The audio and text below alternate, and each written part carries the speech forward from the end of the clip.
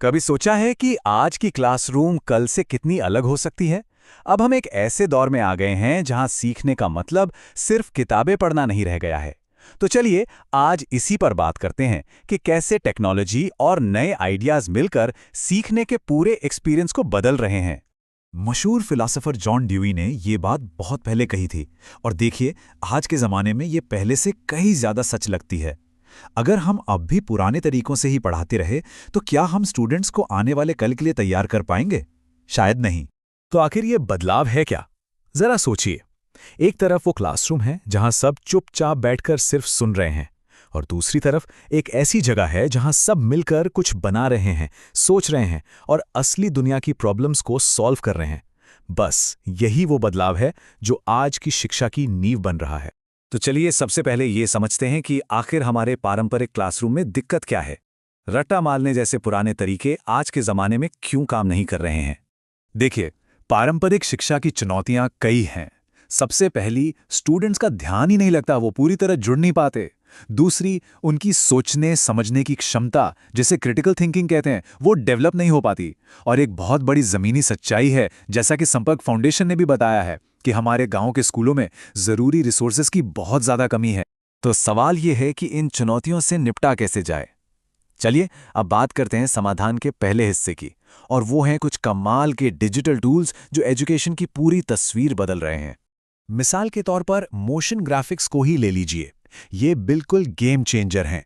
ये सिर्फ चलती फिरती तस्वीरें नहीं हैं, ये असल में सीखने का पूरा तरीका बदल रहे हैं।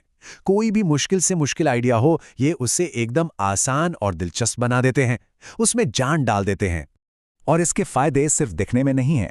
रिसर्च बताती है कि मोशन ग्राफिक्स मुश्किल टॉपिक्स को आसान बनाते हैं, हमारी देखने और सुनने की दोनों इंद्रियों का इस्तेमाल करते हैं, जिससे बातें ज्यादा देर तक याद रहती हैं। और सबसे जरूरी, ये स्टूडेंट्स को बोर नहीं होने देते। 57%।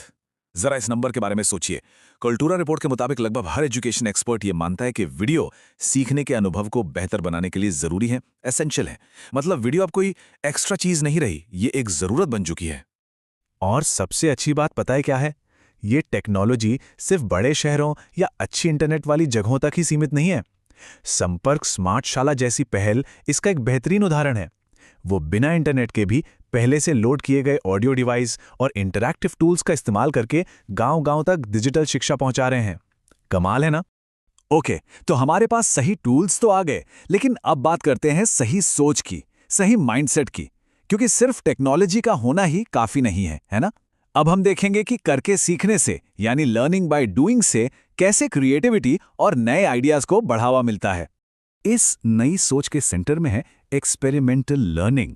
ये सुनने में थोड़ा टेक्निकल लगता है, पर इसका मतलब बहुत सिंपल है, करके सीखना। इसका मतलब है कि स्टूडेंट सिर्फ थ्योरी नहीं पढ़ते, बल्कि उस ज्ञान का इस्तेमाल असली दुनिया की समस्याओं को सुलझाने में करते हैं। और इसका एक जबरदस्त उदाहरण है अटल इनोवेशन मिशन की अटल टिंकरिंग लैब्स। ये आप समझ लीजिए स्टूडेंट्स के लिए एक प्लेग्राउंड जैसी हैं, जहां उनके दिमाग में जो भी आइडिया आए उसे सच में बदलने के लिए हर जरूरी टूल और गाइडेंस मिलती है। मेगा टिंकरिंग डे जैसे इवेंट्स को ही देखिए। यहाँ का फ्लो कितना शानदार है। सबका वेलकम होता है, फिर एक DIY प्रोजेक्ट मिलता है, फिर शुरू होता है असली काम, हैंड्स ऑन टिंकरिंग, और आखिर में अपने प्रोजेक्ट को टेस्ट करना और सबके सामने उसे पेश करना। एक स्ट्रक्चर है, लेकिन क्रिएटिविटी की पूरी आज़ादी के साथ। और ये सोच सिर्फ चीज़ें बनाने तक ही नहीं रुकती, ये आगे बढ़कर एंटरप्रेन्योरशिप तक जाती है। राजस्थान का iStart स्कूल स्टार्टअप प्रोग्राम इसका एक अच्छा उदाहरण है। ऐसे प्रोग्राम स्टूडेंट्स को कम उम्र से ही एक इनोवेटर की तरह सोचना सिखा रहे हैं। तो ये सब सुनने में तो बहुत अच्छा लग रहा है ना, पर सवाल ये है कि इसे असल में किया कैसे जाए। तो चलिए अब इसके ब्लूप्रिंट पर आते हैं। सीखने के ऐसे दिलचस्प अनुभव बनाए कैसे जाते हैं?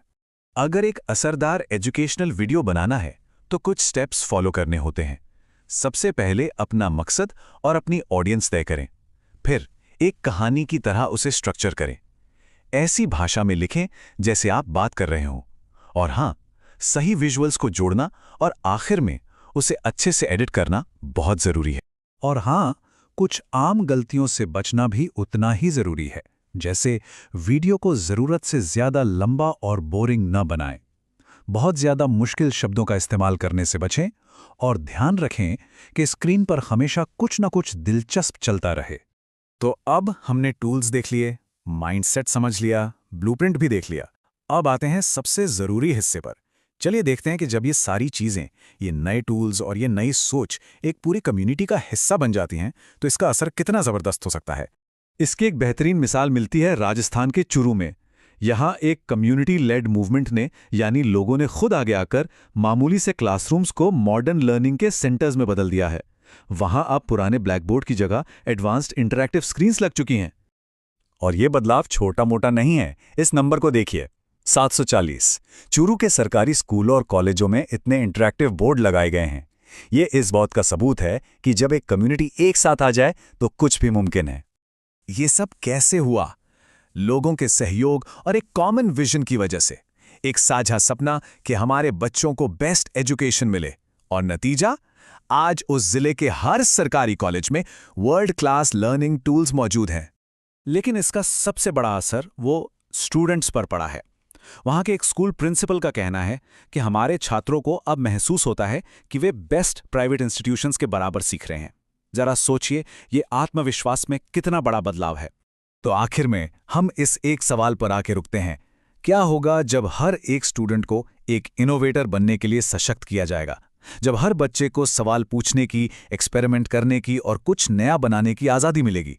इस एजुकेशनल क्रांति की जो संभावनाएं हैं, वो सच में असीम है।